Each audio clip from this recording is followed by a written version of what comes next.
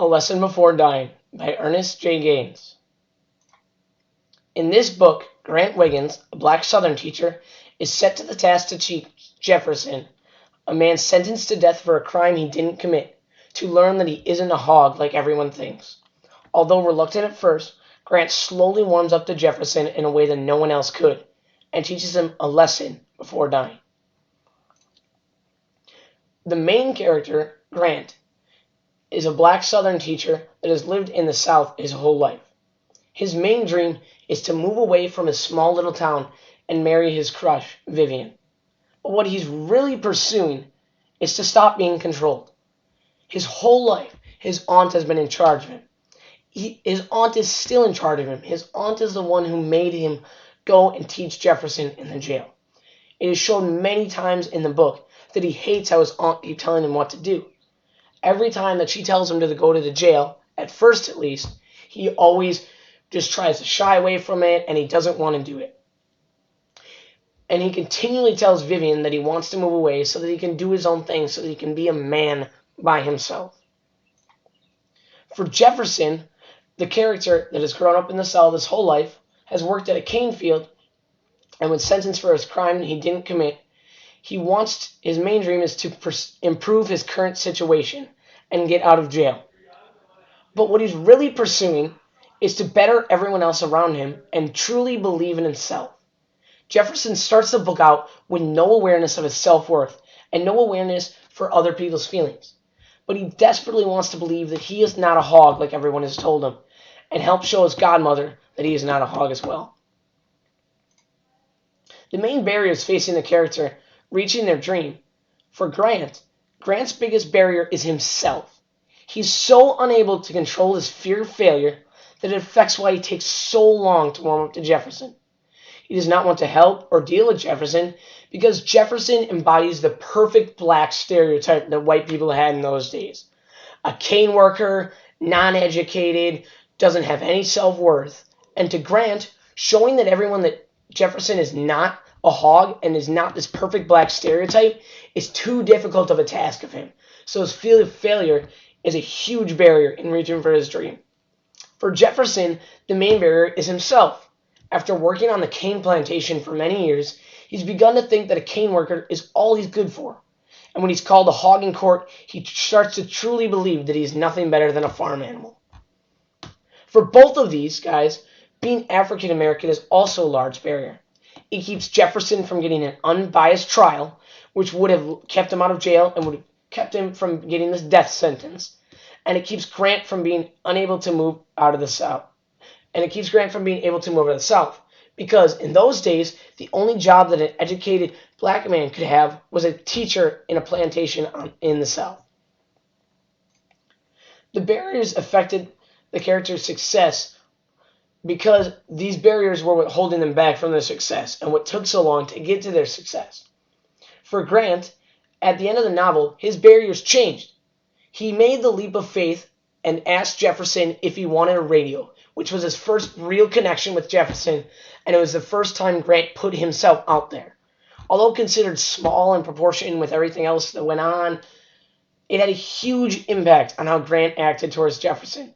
He overcame his immense fear of failing and reached out to him, and it worked. If it had failed, I would guess that Jefferson would never even learn that he was better than a hog. So Grant definitely overcame the barrier. For Jefferson not only overcame the barrier, but he just smashed through the barrier. He not only became aware of his own self-worth, but by doing this, he made everyone else feel better. Grant simply asked Jefferson, I need you to eat this food and walk straight. Jefferson did that. Jefferson talked to his aunt. Jefferson talked to the Reverend. Jefferson went above and beyond what Grant had him do, and he made everybody else feel better because he realized that he was more than just a hog. So what this book taught me about the American dream is that not everyone has an American dream. Take Jefferson, for example. Before Grant helped him, Jefferson didn't have a dream. He just thought that he could do nothing better than be a cane field worker. But just because you don't have a dream doesn't mean you will never have a dream. Jefferson worked with Grant, and Jefferson got his dream. He may not have gotten a fantastic dream where he wanted to live in a mansion or something, but he had a dream and that's what counts. Not everyone has a dream at the start, but that doesn't mean we can't help them make one. Another thing this book taught me about was the impact that barriers have on achieving a dream. Barriers are everything that stops you from achieving your dream. If your dream doesn't have any barriers to it, then you've already reached it. It wouldn't be a dream if it didn't have barriers. Take Jefferson, for example. He didn't have a dream until he had the barrier, which was him thinking he was a hog and being in jail. Once this barrier appeared, he started to dream that he wanted to improve his condition. Or, take Miss Emmett, for example, Jefferson's godmother.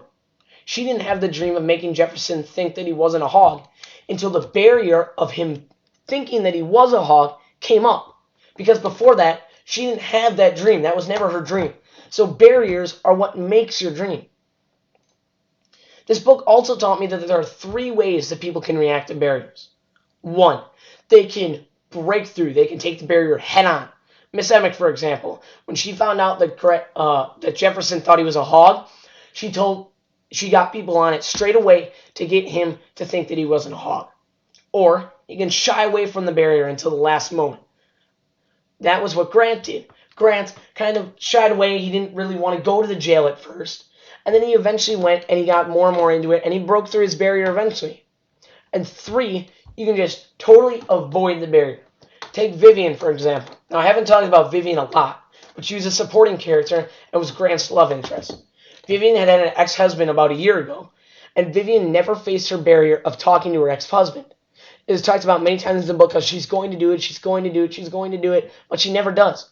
Or he just takes Grant's barrier of moving out of his current system, out of the certain place that he is in the South. He never overcomes that barrier. He always shies away from it. He thinks that he'll just do it later. Third, that avoiding, I think, is one of the most influential things the barriers can have on dreams. If you totally avoid your barrier, you're never going to reach your dream. And that's what happened to Grant for moving away and Vivian for talking to her husband. So my evaluation for the book, I would definitely recommend it. This book had me hooked from the start. It had me wondering, why is this guy falsely accused? What's going to happen? Grant, why weren't you trying to help this guy out? I just constantly was relating to characters, even though it was placed in the 1930s. I was constantly looking at characters and I was like, oh man, why isn't he doing this? Why isn't he doing this? And then they eventually, I guess, kind of went along with what I thought. I really thought it kept you entertained the whole way through, and I really liked it, so I would definitely enjoy this book.